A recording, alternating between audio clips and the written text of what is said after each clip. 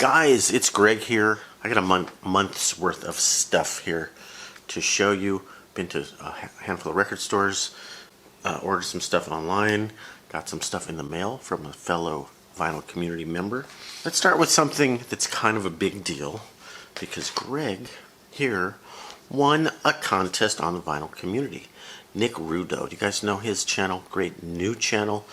And he did a contest on the topic of the number 420, and I won it random. Here's one of the records he sent me, Nina Simone, and I said, Nick, you don't have to spend any money on me on any gift certificates. Just send me whatever. So I guess he picked these two things out of his collection. DJ Maestro presents Nina Simone. Little Girl Blue remix. So these are all remixes of her songs, her vocals mixed in with some more modern danceable kind of tracks. Beautiful packaging, 2 record set. Shall I pull out? Well, you can't see that it's on clear vinyl. I'm not going to take it out. Beautiful, hard, shiny, glossy package. And I listened to 2 or 3 sides of this already. I'm not familiar with the DJs themselves because I'm not that hip. But her voice comes through. And then there's some more modern, sort of upbeat, danceable stuff. So thank you, Nick, for that. That was plenty, Nick. You didn't have to do more than that, but you did. You did. You sent me a very unusual record. Brian Ferry from Roxy Music did this project. He's had a couple of records of Jazz Age, 1920s style music. So this is The Jazz Age by the Brian Ferry Orchestra. And I happen to have the inner sleeve out because I was listening to it. And it's very, again, 1920s clarinet, sort of crooner style music. All his hits, and how do they work when done by instrumental music? It's an interesting project, and I'm interested in all eras of jazz, almost all eras. So, very interesting and unusual project. Not that many people know about that. He did another record, Brian Ferry, I think called The Great Gatsby, something like that. So thank you, Nick Rudo. Don't forget to subscribe to Nick's channel. And now I'm going to talk about a cosmic, karmic experience that I had. And of course, I forgot one of the records in the other room. Edit this part out. So, about a month ago, I started on this new journey down the rabbit hole of spiritual jazz, cosmic jazz, funk jazz, sort of late 60s, early 70s stuff. And I went into the record store thinking, I'm going to come out of here with some good jazz in that category. Karma. First thing I hear when I walk into the record store, this music is really cool, it's really weird, it's out there, what is it? I pull it up on my phone because, the record store guys don't care to talk to you. And it was Miles Davis live at the Fillmore. Well, that's interesting. I came in here looking for kind of that style of jazz. Love Bitches Brew. So Miles Davis live at the Fillmore kind of fits into that category well. Funky, weird, loose, free-ish. So, going to the store, I ended up with Les McCann, Invitation to Openness. This is kind of a classic, early, mid-70s, sort of cosmic, funky jazz. Les McCann, what does he play? Keyboards, I think? I don't know. Yusuf Lateef plays on here. Wow. Cornell Dupree. There's some cool people on here. Like Gatefold. So that's part 1 of my cosmic jazz trip on Atlantic. And then I found another record, which Karma. We're talking about Karma here. This record, Steve Grossman. So he's a sax player. I think he passed away already. This is from the early 70s. 1974 jazz fusion classic. But this kind of fit the bill for what I was looking for. Trippy, funky, psychedelic-ish, spiritual-ish jazz. Steve Grossman, best known for his sax performances with Miles Davis. So that was where the Karma hit me. Like, I didn't realize that till I got home, that Steve Grossman, I think, was playing on the live at the Fillmore that I was listening to in the first place. So isn't that kind of weird, guys? Good Karma. Karma to go with Karma and cosmic jazz. Then, I spent an hour and a half at that record store. It's Stopped at the Goodwill on the way home.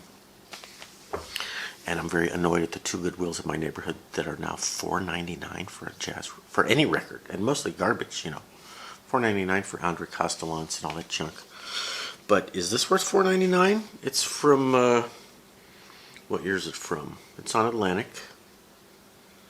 And I think it's an original release, and I think it's worth $4.99. John Coltrane. Ole! This is a really cool record. Let's see, McCoy Tyner, Freddie Hubbard, Reggie Workman, Elvin Jones. Wow. I only looked at it briefly in the store. I just kind of pulled it out and said, yeah, okay. Nice jazz label. Verve's a nice jazz label. Got it home, looked at it more carefully. John Coltrane's not on Verve. I bought this thinking it was John Coltrane. Okay. Karma is coming around the other way now. Bad karma. I bought this and I should have paid attention. This is not John Coltrane. It's Bola Sette at the Monterey Jazz Festival. I looked at it literally for half a second in the store. Bola, Ola, Ole. I looked at those three letters. O-L-A. Oh yeah, that's the same thing. O-L-A and O-L-E, they're not the same thing. So I was tired. I was in a hurry. And I also suffer from, what's that mental disease called? Confirmation bias. You believe what you want to believe. You block out information that doesn't agree with what you want to believe. So I firmly think that all those three psychological factors were in play. And I came home with a $5 record sleeve. It's the wrong record. And that's the beginning of the bad karma of this story. I went back to the store about 2 weeks later. I looked through like every single jazz record. I couldn't find Bola Sette. I was hoping to find that with John Coltrane inside. I looked through a bunch of records. No John Coltrane. Anybody have the insides of this? Anybody have a Bola Sette with a Coltrane inside? Help me out, people. Appears to be a very early pressing, though. You can tell by the discoloration and the way the covers were done back then. So all excited for nothing. Then, let's see, a couple days later, I was at a record store out in Ventura, California, which I normally don't go to because I think, oh, they're overpriced. And I was really impressed with their jazz selection. Their jazz selection was mostly new stuff. All the new stuff that we see on the re-releases and the Blue Note and the Impulse. So it wasn't like an in-depth old jazz collection, but all the new stuff. So I spent some bucks there and happy to get this one. Andrew Hill, Tone Poet. Got it in a store, not online. So this is a pretty cool record. Andrew Hill is one of the more interesting piano composers, especially in the Blue Note area. Do I even know what year this was? I have a feeling this came out after, many years after it was recorded, I'm pretty sure. Yeah, 1974 looks like it was recorded. I don't think they released it till much after. Woody Shaw, trumpet, Ron Carter on bass, Andrew Hill obviously, Lenny White on drums. So, you know, I don't like to spend that much money on a record, but two records for under $40. That's exciting. I listened to the sides in sequence. First one, okay, it's good. Second one, I'm liking this. By the third side, I'm like, this sounds great. I'm loving it. Get up to flip it over. Disappointing, it's a three-sided record. Side 4 is blank. Hey, that's just how much music he recorded. So, I was looking forward to more music. That's all. I was looking forward to 20 more minutes of music, and okay, I can live with that. But I'm not a careful shopper. That's the.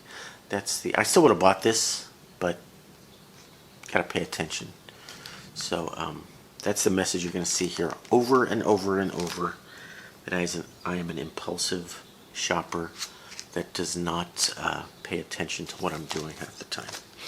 Okay, also at the same store, getting into this label, the Black Jazz label. They did all kinds of cool stuff in the 70s. And this is Doug Karn, who is a keyboard player. Doug Karn, so this is called Land of the New I'm sorry, Spirit of the New Land, and it checks the box for spiritual jazz. But you may know that there's a Lee Morgan song very similar, Search for the New Land. That song is on here. He did a cover version of that tune, and he wrote lyrics for it. So that's one of Doug Carn's cool things, is he writes lyrics to classic jazz tunes and has his wife sing them. So she sings on here only on 2 of the songs, Jean Carn. But let's see, you got Blue and Green by Miles Davis and Lee Morgan, and the rest are his originals. But that definitely checks the box for spiritual 70s cool jazz. And I didn't realize until I got it home, but our buddy Zev Feldman is on here as a producer. Zev Feldman of Resonance Records, who I interviewed on this channel a long time ago. So, very nice. Doug Carn, happy with that one. And then in the used selection, this store has their used stuff in these weird drawers that you gotta pull out and go through. But this was kind of on my list. Hadley Kalaman, am I pronouncing that right? Hadley Kalaman, who's passed away. But great label too. What is the label called? A Red Lion Production. Nice design, interesting label. This is sort of I wouldn't say fusion, more funky. How do you describe it? It's different. It's a different kind of jazz. But I had one track of his on a soul jazz compilation I got recently, so I've been keeping my eye out for him. And this record, in great shape on eBay is going to go for probably 30 to 60 bucks. But this was only $6. It's not in great shape. It's VG, not VG Plus. Hadley Kalaman. Ask for it by name. Okay. Oh, at that same record store I was at the other day, I got some CDs too. Cecil Taylor, Conquistador on Blue Note. Be great to have it on vinyl, but for $4, why not? On CD. Cecil Taylor, Andrew Cyril, very sort of free, out there jazz. And somebody you'd never see discussed on the vinyl community, Ravi Coltrane, the son of John Coltrane. Ravi Coltrane, this is a nice record. I actually like it. It's in my car right now. I don't know the players on here, and I'm not sure if I know the songs. Dear Alice, did you write that for his mom, I guess?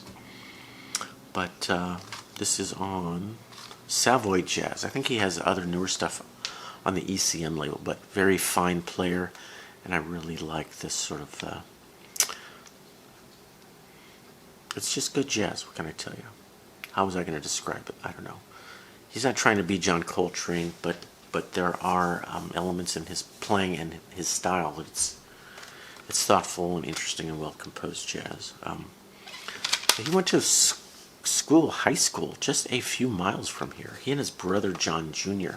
John died in a car accident when they were of high school age, so Ravi went on to be a very successful musician. In the high school he went to, my son also went to the same high school. So my son was the first alto lead chair in that school's jazz band, which I assume Ravi held 40 years prior. Ravi and I are about the same age. There's more, guys. Don't worry, there's more. There's at least one rock record in this whole pile. Maybe one.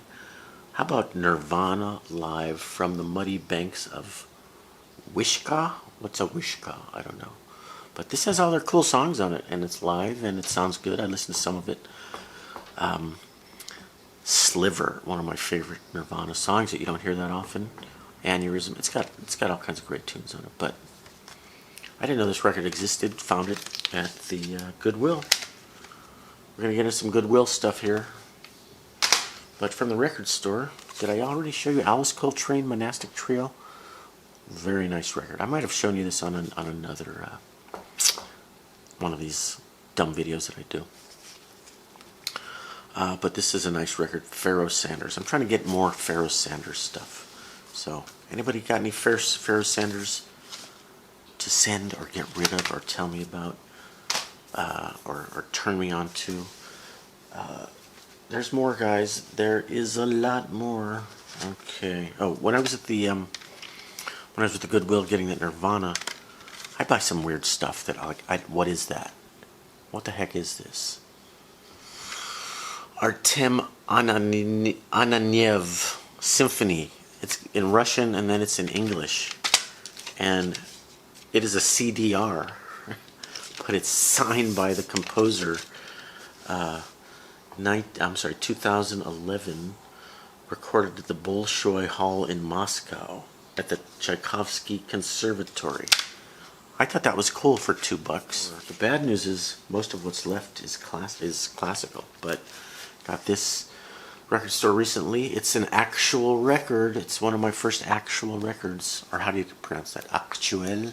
Archie Shepp, Pharoah Sanders, Yusef Lateef, kind of the post-Coltrane saxophone giants that I'm trying to get into all those guys. So Archie Shepp, Yasmina, a Black Woman. That's what it's called. And this is pretty free, out there stuff. And once again, it's a gatefold, and I have fear of opening gatefolds because I keep the shrink on, which there's no reason to do. Does anybody else do that? That's kind of silly of me. Okay, let's put that over here for now. I was at the Goodwill twice yesterday, and more stuff to show from that Goodwill experience. At the other record store, I went through their classical bin and I got Bruckner's Ninth Symphony by Wachum. Is he a good? I think it's a good record because it's got the Grand Prix something sticker on it. But if you're into Beethoven and Strauss and heavy-duty Germans, you should check out Bruckner. And I probably have 2 or 3 recordings of that symphony. Here's a weird composer I just got turned on to, Penderecki. His first name is unpronounceable. It's got several Z's and Y's in it. He just died last year. Polish composer Penderecki. If you're familiar with Ligeti, some of his music is similar, very tone clustery, lots of stuff going on at once. His most famous tune is To the Victims of Hiroshima Bombing, which is a very haunting, weird piece. It's called a Threnody for 52 string instruments. Oh, there's a booklet. I didn't realize there was a booklet. Again, I buy without checking, and the vinyl is in terrible condition. I thought cleaning would help, and I'm not sure it's going to help. I'm not sure it's going to be salvageable. And by the same token, at the same run, I found this record. This is mega. This is a mega record. Box.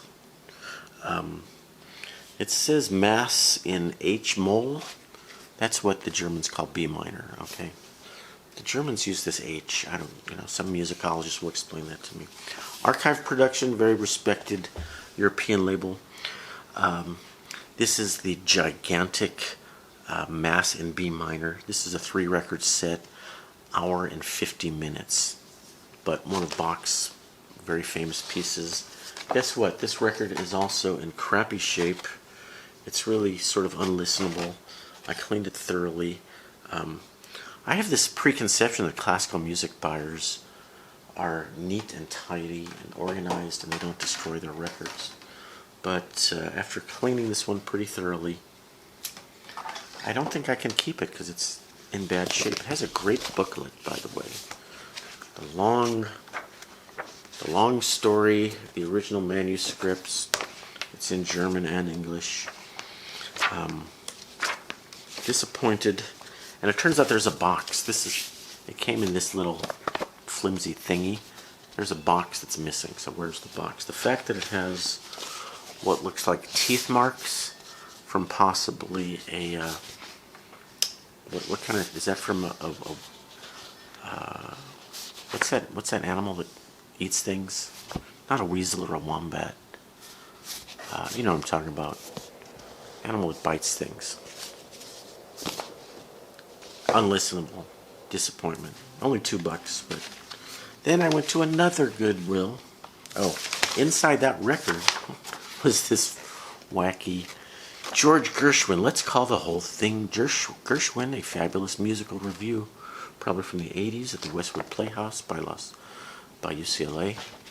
Just a cute little souvenir.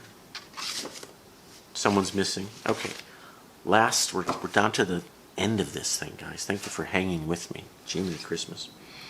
I'm sorry I waited a month to make this video because every week I've gotten 2 or 3 or 4 records and I'm splurging them on you all at once. I'm giving you the big load all at once here. So, second Goodwill I was at yesterday. Goodwill always has a lot of classical records and they don't have jazz. It's very rare to find good jazz at the Goodwill I'm at. The other Goodwill's $1.99 a record. And so they had some decent stuff. Schumann Cello Concerto with Mstislav Rostropovich, one of the great cellists of all time. And this has got the tulip thing going, if you know what that is, on the Deutsche Grammophon. So this is a nice German pressing. Listen to this, it was clean, not bad. We're going more German today. Bruno Walter, not Walter, Bruno Walter, one of the greatest Beethoven interpretists of the century. And this looks like an original Columbia. This is a 6i, but they got the stupid sticker that's going to tear. But it's in good shape. Bruno conducting Beethoven's 5th and the 4th in small print. Nobody cares about the 4th. The 3rd everybody cares about. The 5th, 6th, 7th, and 9th people care about, but nobody cares about the 2nd and the 4th and the 1st. So that's just the way Beethoven is. But there you go.